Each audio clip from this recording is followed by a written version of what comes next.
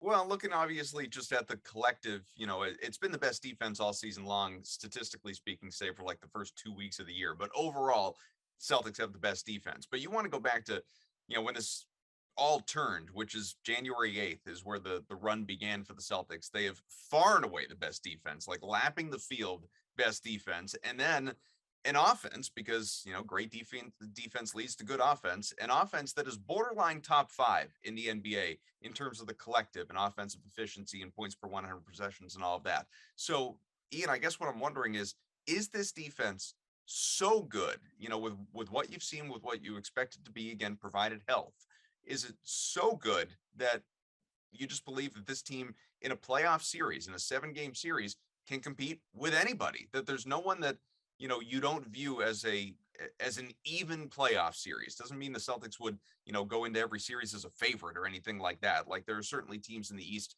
that do scare me, Milwaukee at the top of that list, but where you believe the Celtics defense is good enough to where any series that they play, first round and certainly beyond, is going to be a competitive one.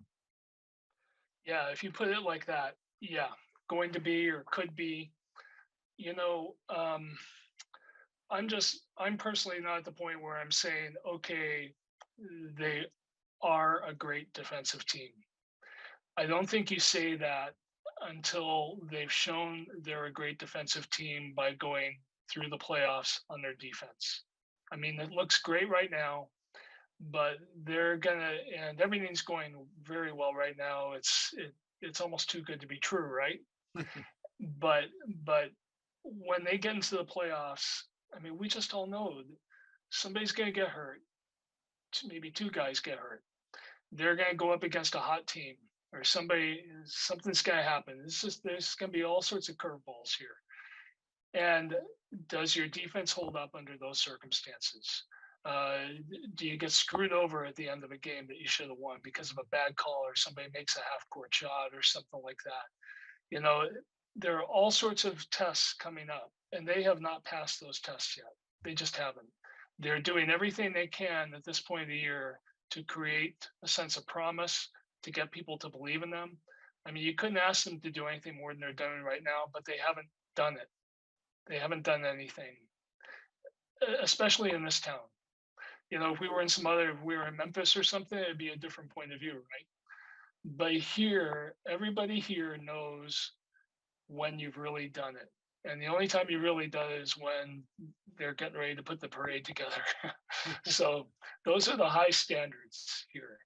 And I think for the first time since they've been here, because they were just too young before, the two key guys understand the standard and they're embracing that. I mean, remember Jaylen Brown saying to Danny, "Oh, we're just as good as your teams back in the '80s, right?" Remember he said that a few years Yeah. ago, and you're thinking, "Oh my God, this guy, how can you possibly win if that's your perspective?"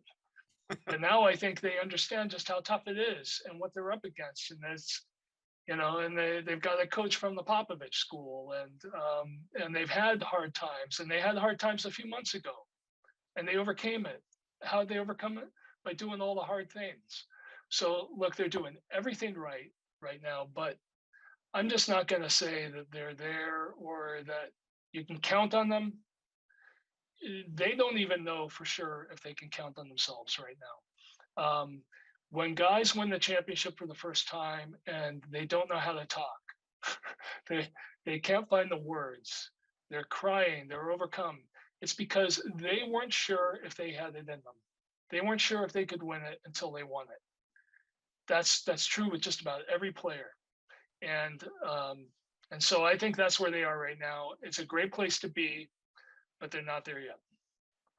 So, Ev, we were talking yesterday about this time, and of course, that was before what happened in the NBA last night beyond the Celtics. And I don't remember exactly what the standings looked like at that point, but they've moved around a little bit. And as I mentioned, the C's, Miami's in first. Then you have the Bucks 3 games back, Sixers and C's. They are effectively tied at 3.5 back of first. Then you have the Bulls 5.5, the Cavs 6, and then you got the Raptors, Nets, Hornets, Hawks currently sitting in the play-in tournament. And it's probably going to be some combination of that or a team or two that's ahead in the East. I think we can count out the Wizards and Knicks from any sort of contention at this point with about 10 games to go. So there's so much talk right now about freeze the standings. You don't want to be the 2. You don't want to face the Nets in round 1 and all of this stuff. And to me, it's kind of a waste of time to even project out a first round playoff, because at the moment, everything is so fluid. These teams in the top 4 or 5 are so close in the standings, as I outlined. But beyond that too, I just